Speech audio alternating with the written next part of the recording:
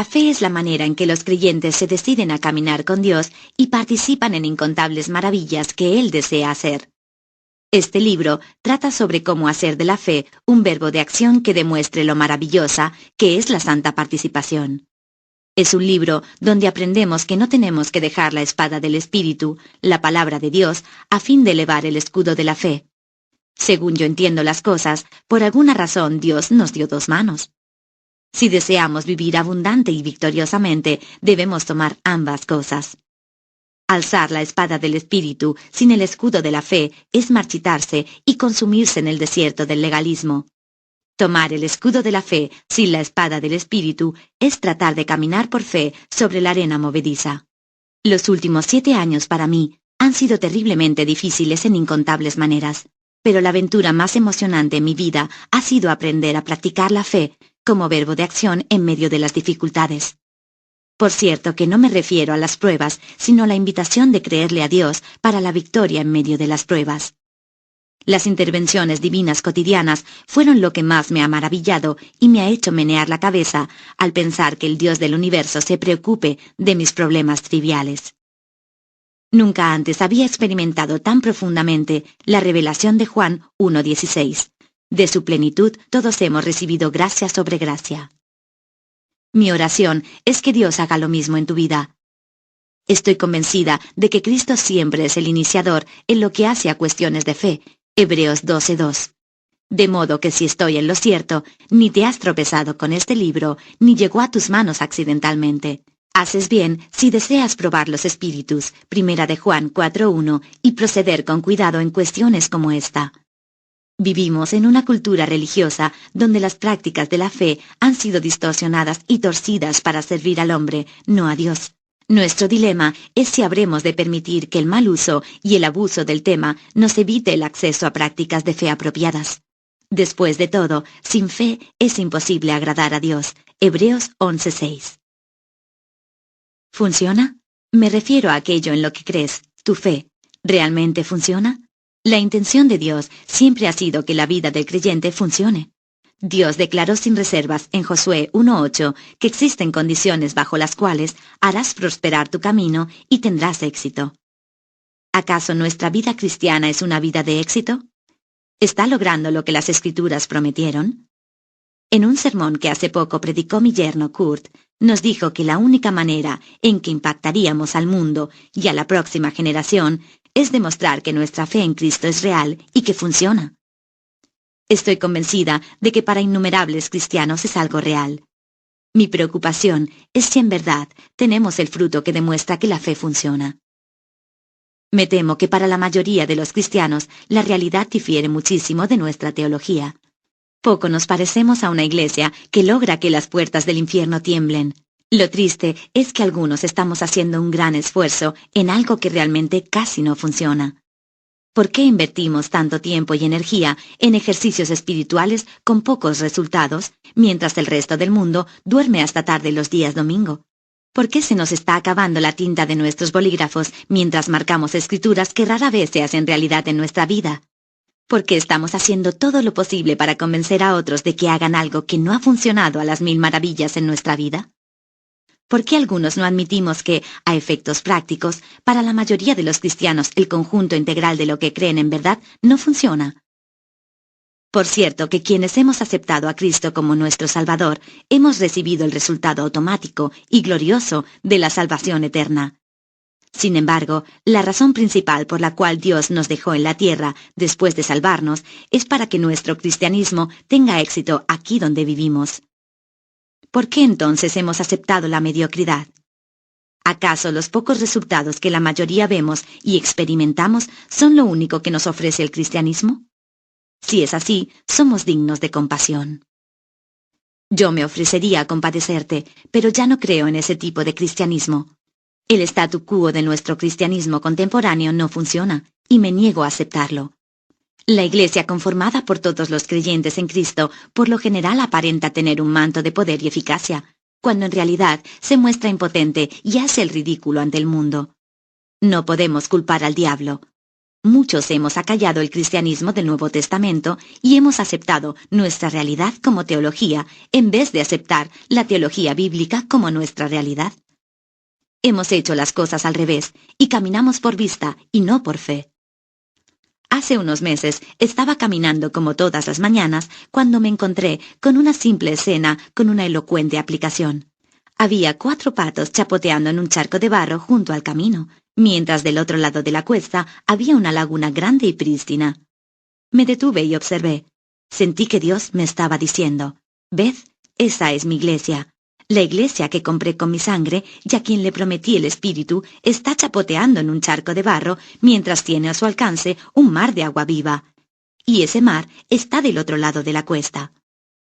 Créeme, nadie ha estado más cubierta que yo del barro de los charcos que elegí. He cometido muchos errores. En realidad, porque tengo un pasado de fracasos, derrotas y patética mediocridad, es que estoy empeñada en compartir contigo este mensaje. Si Dios puede darme poder para salir del charco e ir a la laguna a pesar de mis alas rotas, mis piernas temblorosas y mis pies inútiles, te aseguro que puede moverte a ti. Querido amigo, Dios nos ha hecho promesas. Promesas tales como poder, productividad, paz y gozo indescriptible mientras aún estamos en estos vasos de barro. Pocos estamos en contra de la teoría, pero ¿por qué más de nosotros no vivimos la realidad? Creo que así como el pueblo de Israel, muchos estamos vagando en el desierto, mientras la tierra prometida está del otro lado del río. Este libro tiene un objetivo principal: animar a todo cristiano dispuesto a escuchar a que se traslade a su lugar personalizado de la promesa divina y allí tenga éxito y prospere. Dios no solo aprueba que los creyentes del Nuevo Testamento apliquen el concepto de una tierra prometida. Él insiste en ello en Hebreos 3 y 4.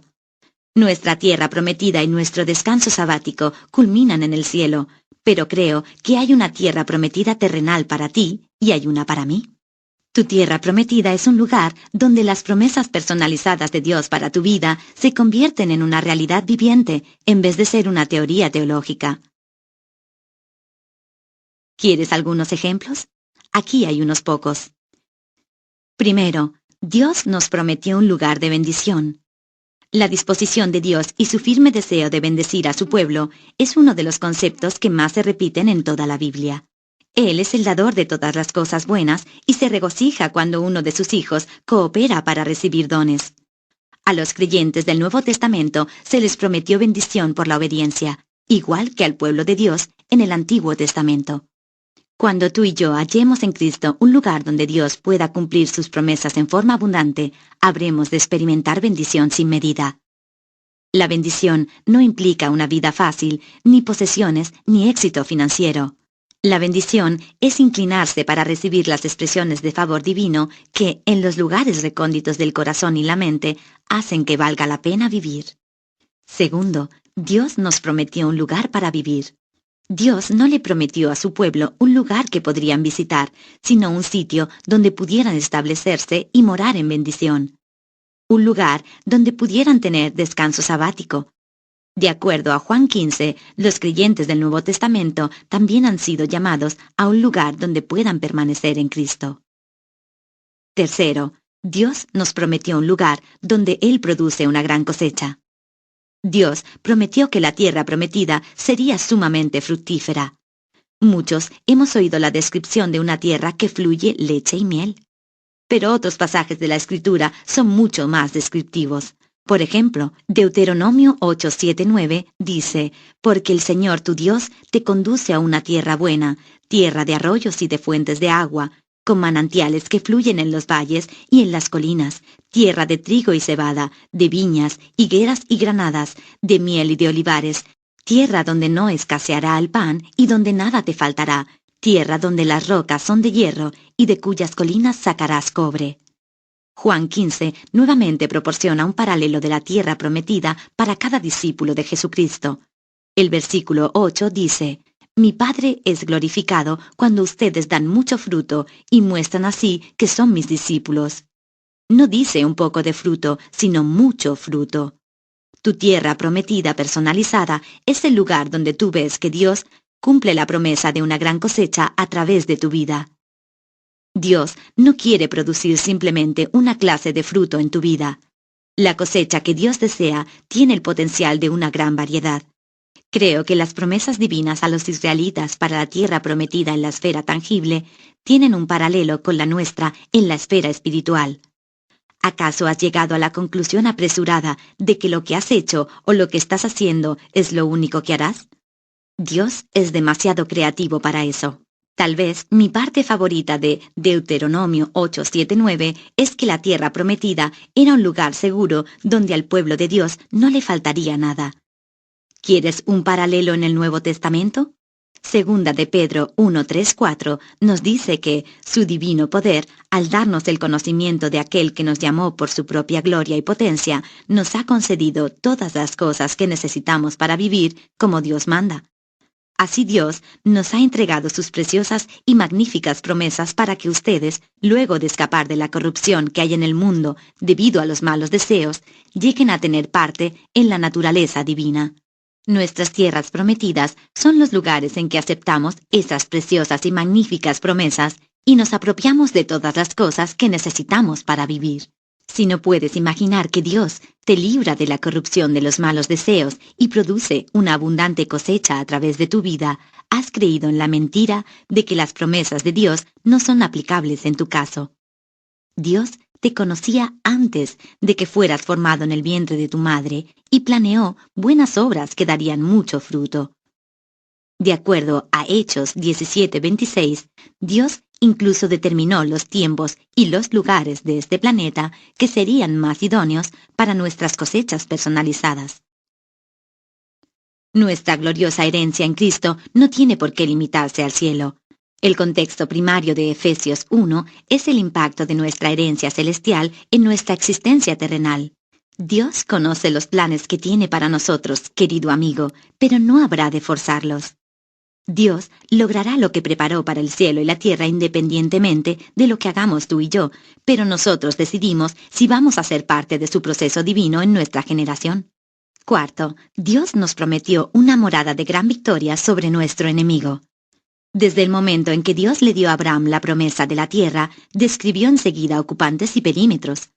A tus descendientes les daré esta tierra desde el río de Egipto hasta el gran río, y como en su caso, nuestras tierras prometidas no se caracterizan por la ausencia de oposición, sino porque hay victoria. Al comenzar este capítulo, te pregunté si tu fe es un sistema que funciona. Una de las maneras en que podemos medir su efectividad es examinar con cuánta constancia se hace realidad nuestra posición bíblica de más que vencedores. Romanos 8:37. Fue con victorias que el pueblo de Israel demostró que ellos eran vencedores por el poder de Dios. La victoria siempre presupone que hay una contraparte de derrota. Dios les dio a los israelitas la tierra prometida, pero les dijo que tendrían que librar violentas batallas para tomar posesión de lo que les pertenecía. ¿Por qué? Probablemente una razón fuera que debían desarrollar la fuerza para retener la tierra una vez que la conquistaran. Otra razón, con seguridad, fue permitirles tener la experiencia victoriosa que solo se adquiere peleando una difícil batalla. En la economía de Dios vale la pena pelear por lo que vale la pena tener. Así como los israelitas, a ti y a mí se nos han prometido aspectos espirituales para una victoria grande y permanente en un terreno donde nuestro enemigo está desafiándonos.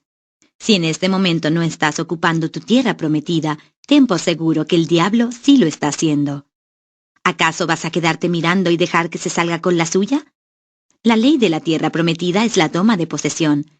El Creador del cielo y de la tierra, aquel que tiene a su disposición el universo y todas sus riquezas, conoce tu nombre, planeó para ti una tierra prometida y anhela bendecirte. Con sabiduría se reserva el derecho de exigir tu cooperación. Muchas promesas de Dios son incondicionales, pero no así las promesas divinas de plena bendición, permanencia en Dios, fruto y victoria. Nada, ni en tu vida ni en la mía, vale la pena como para perder el derecho a los lugares de promesa donde se cumple 1 Corintios 2:9. La teología de la tierra prometida se convierte en realidad terrenal solo para aquellos que reemplazan su temor y su complacencia por un pasaje para salir del desierto en que han estado habitando. La vida humana es asombrosamente compleja, y esto hace que a menudo sean necesarias soluciones y procedimientos complicados. Sin embargo, tengo la alegría de informar que las preguntas primordiales que planteamos en el capítulo 1 no tienen respuestas complicadas. ¿Por qué no funciona nuestra práctica actual del cristianismo? ¿Por qué no vemos cumplidas más promesas de Dios? Por la misma razón que las prácticas de los israelitas en el desierto no funcionaron, y ellos nunca alcanzaron la tierra de la promesa. Como ellos, podemos ser milagrosamente librados de esclavitud, dejar nuestros Egiptos y, sin embargo, nunca llegar a nuestra tierra prometida. Hebreos 3:19 proporciona la explicación con una sola palabra.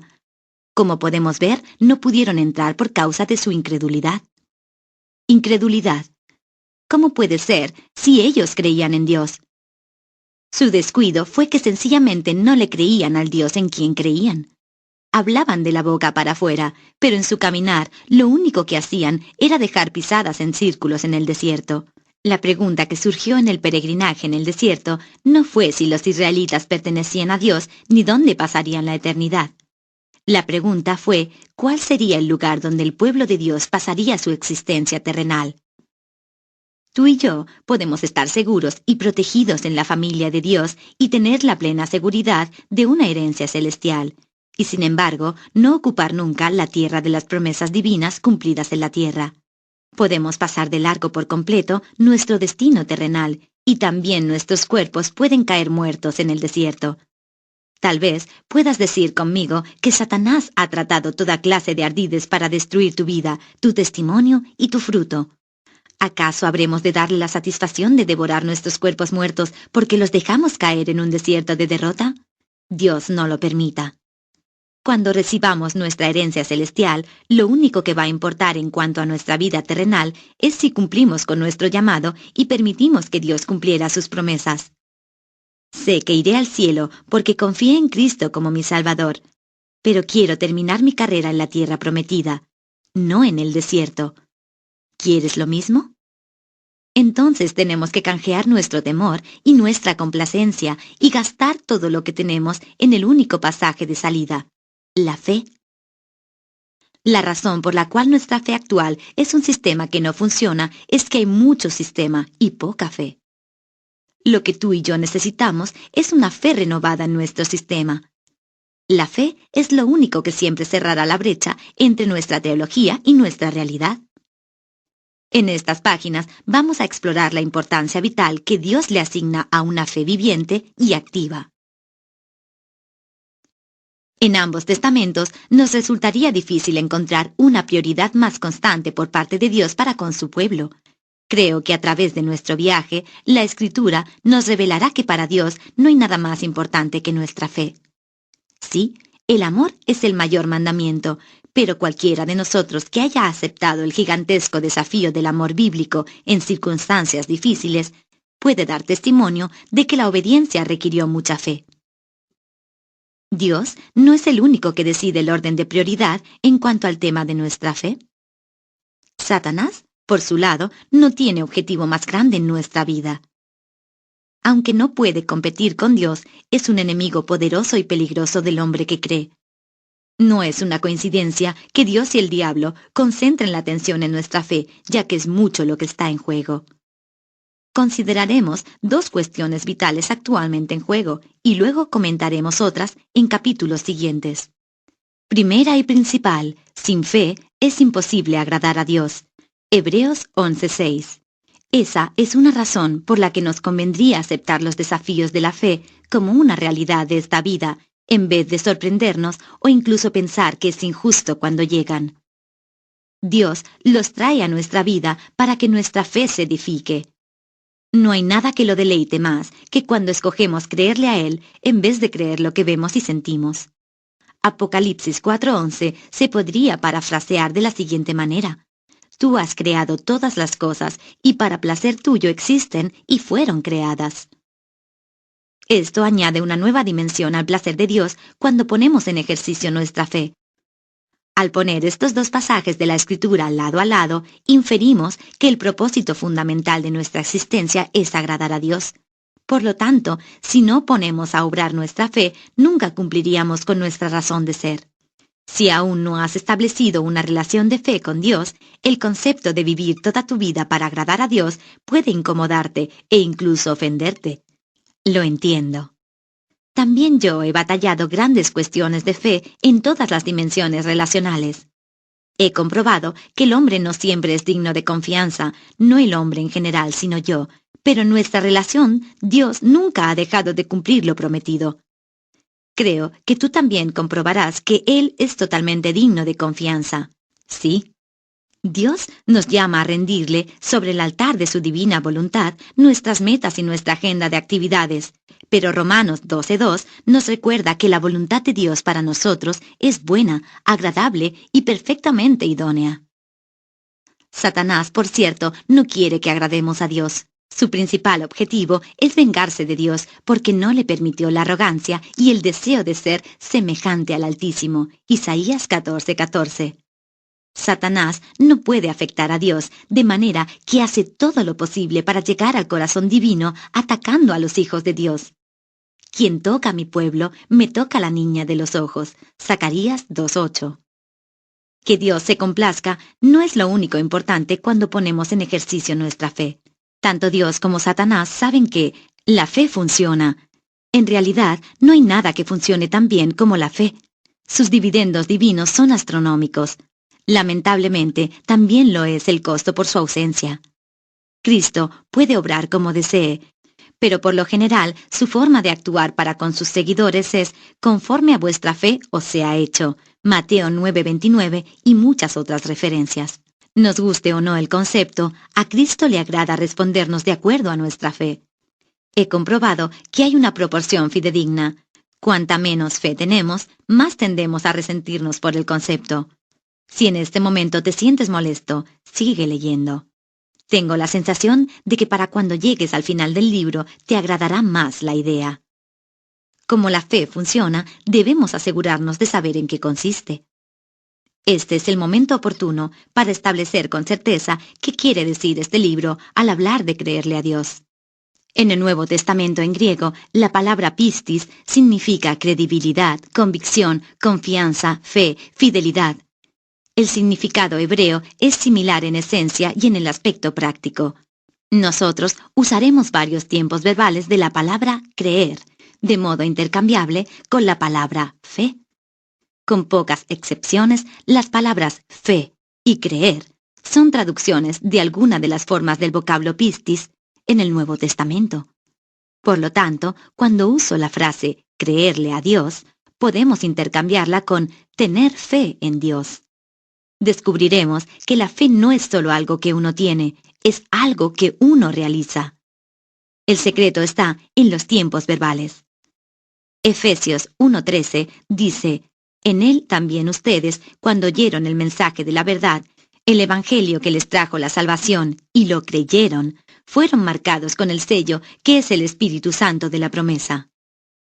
Efesios 1:18-20 dice, pido también que les sean iluminados los ojos del corazón para que sepan a qué esperanza Él los ha llamado, cuál es la riqueza de su gloriosa herencia entre los santos y cuán incomparable es la grandeza de su poder a favor de los que creemos.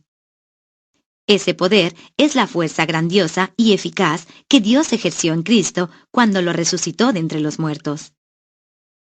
En los versículos 13 y 19, la Biblia usa dos importantes tiempos verbales que son distintivos para la misma palabra básica, creer. El versículo 13 habla de cristianos que creyeron. Esta acción de fe alude al ejercicio de creer que lleva a la salvación. Cada uno de nosotros que somos cristianos, en algún momento oímos el mensaje del Evangelio y decidimos creerlo y recibirlo. Porque pusimos en ejercicio esta acción de fe, inmediatamente pasamos a pertenecer a Cristo.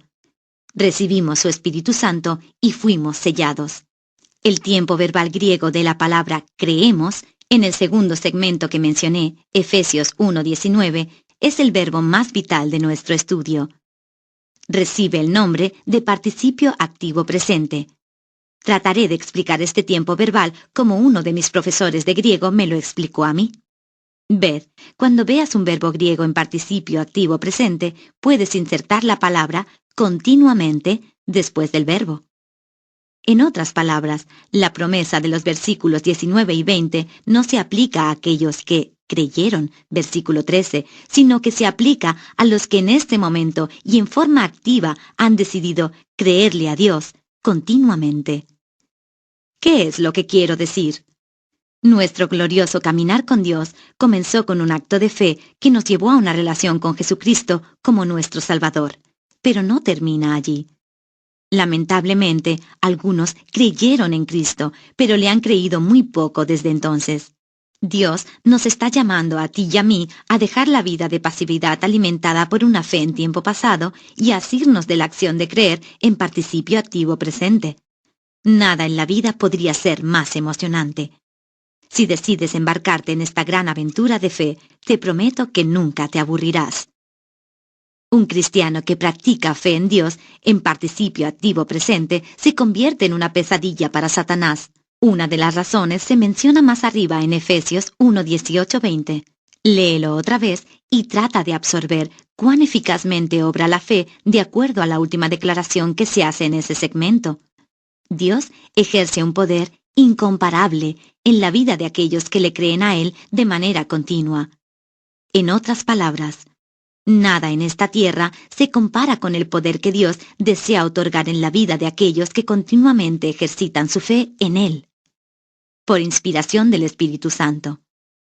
Pablo compara esto con el sensacional poder divino que tuvo lugar cuando Dios resucitó a su Hijo de entre los muertos.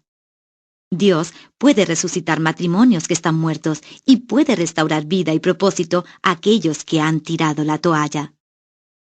La especialidad de Dios es resucitar lo que está muerto y hacer posible lo imposible. No contamos con una necesidad que exceda su poder. El placer de Dios y un poder incomparable son algunas de las cosas en juego en las cuestiones de fe. Así como el pueblo de Israel, siempre tendremos un enemigo que quiere mantenernos fuera de nuestra tierra prometida. En el capítulo anterior hablamos de algunas de las razones. Nada produce más daños al poder de las tinieblas en este mundo que un creyente con fe de participio activo presente. Sin embargo, si deseamos ganar nuestras batallas, tendremos que reconocer algunas confabulaciones de Satanás y prepararnos por adelantado para la victoria.